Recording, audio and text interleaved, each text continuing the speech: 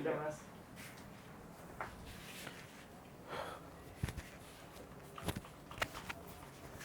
Photoshoot kan ini?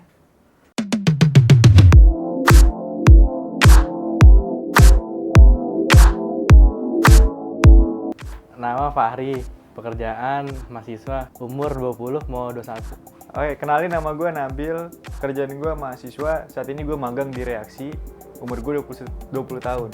Halo, kenalin nama gue Hanifah, umur gue 21 tahun ini. Kerjaan gue sekarang jadi mahasiswa semester akhir. Nama gue Gema, gue sekarang sebagai reaksioner di Reaksi, umur gue 20 tahun. Halo, nama gue Ikhlas Ulama, gue 20 tahun dan gue adalah mahasiswa. Suka baca berita gak? Sebagai mahasiswa jurnalistik semester 5, yang seharusnya semester 7, saya suka baca berita. Enggak. Karena terlalu banyak informasi yang masuk saat ini, akhirnya gue capek, gue ngebaca akhirnya. Semenjak gue belajar jurnalistik, gue jadi doyan baca berita. Karena gue adalah mahasiswa jurnalistik, saya seharusnya suka, tapi saya suka kok. Ya, saya suka.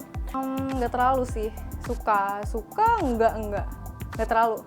Nah, biasanya baca berita dari media apa, Bang? Banyak sih, yang pasti dari platform utamanya awalnya Line Today, terus pilih-pilih aja langsung. Saya baca berita biasanya dari media massa, media online, massa.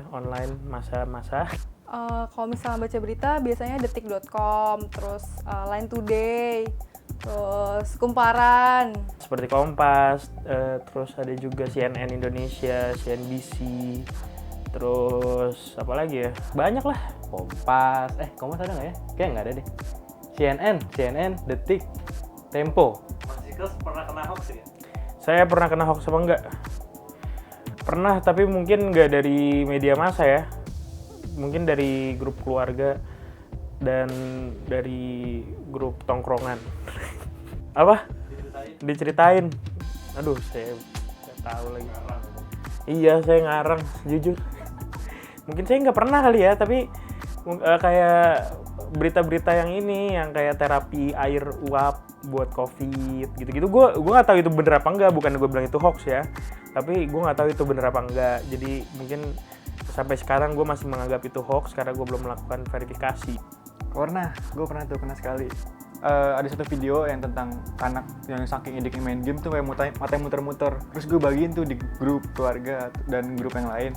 Dan gue dengan bangganya tuh seakan-akan nih bener nih gini dengan statement gue. Ternyata setelah gue tahu itu hoax, itu editan dan filter. Pernah gue baca artikel, dia nyudutin satu pihak lah, gue langsung percaya, gue baru bangun tidur. Gue pernah tuh yang zaman-zamannya Bumi Data tuh gue sempat percaya. Nggak pernah. Bisa senang sama media lokal konvensional atau media alternatif? Jelas alternatif. Karena menurut gue konvensional saat ini tuh udah, pertama terlalu banyak iklan yang bikin gue capek bacanya juga, jadi gue nggak bisa menikmati beritanya. Dan kedua, di alternatif itu banyak sudut pandang yang tidak dimunculkan di konvensional, jadi gue sangat suka fresh gitu kalau di alternatif. Saat ini justru media alternatif, karena menurut saya media alternatif memberikan sudut pandang lain yang tidak bisa diberikan oleh media konvensional. Contohnya sih, tapi kayak gitu.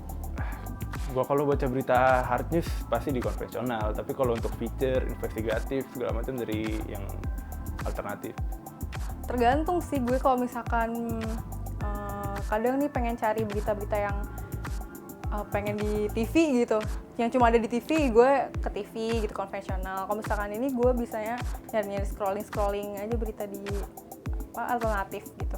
Kalau bisa buat baca berita, tentunya media lokal konvensional, karena mereka sudah ini ya, dijamin oleh Dewan Pers atas kebenarannya.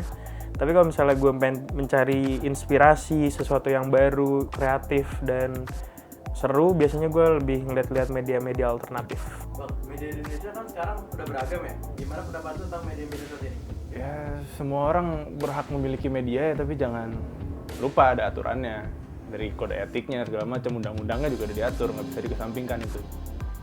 Gue suka sih keberagaman itu, jadi banyak sudut pandang yang bisa gue cerna sebelum gue memutuskan sesuatu gitu sih. Menurut gue Biasa aja. Menurut gue seru sih, soalnya jadi kayak banyak pendapat-pendapat yang dari A apa, dari media A apa, media B apa gitu kan. Kayak kemarin contohnya katanya Jokowi minta 2 juta vaksin 2 juta vaksin per hari di media Kompas. Di CNN bilang 5 juta. Oh ternyata Jokowi bilang 2 sampai 5 juta gitu. Menurut gua ya bagus lah di era demokrasi saat ini kan, apalagi Indonesia negara demokrasi. Dari beragam informasi yang tersedia lewat media saat ini, gimana sih cara lu dapat memilah-milah informasi agar mental lu nggak terganggu dengan banyaknya informasi yang terkadang toksik? Gue life goes on. Gue kayak ya udah gue baca misalnya berita hari pagi ini tapi nggak mempengaruhi pekerjaan gue atau apa yang gue lakukan pada hari itu. Gue baca, setidaknya gue tahu tentang kondisi negara hari ini. Gue nggak baca, gue langsung nggak baca pasti. Gue nggak baca berita, gue langsung bodo amat. Kalau udah kayak gitu gue lebih baik nggak usah aja lah gue baca berita. Kalau gue sih caranya apa ya? Ya udah, kalau misalnya menurut gue itu toxic, sesimpel gue nggak ngeklik bacaan berita itu aja sih. Kalau dalam filsafat Stoa itu ada namanya dikotomi kendali. Banjirnya informasi itu di luar kendali lu.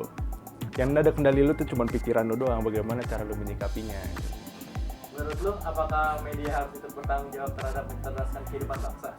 Menurut gue sih perlu, soalnya dalam fungsi utama media kan juga ada mencerdaskan bangsa dan ya mencerdaskan bangsa. Jadi menurut gue media itu perlu sih.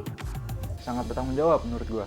Jelas, itu jelas. Karena seperti salah satu prinsip media ya, itu dulce et utile, yang berarti mendidik dan menghibur. Jadi mendidik itu adalah salah satu kepentingan media apa sih? Tanggung jawab media. Ya, tentu itu mah udah tugas utamanya, gue bilang harus ya itu, selain menyampaikan informasi, tapi dia juga harus bertanggung jawab untuk mencerdaskan bangsa. Sangat dong, karena kan sebagai salah satu pilar demokrasi media itu.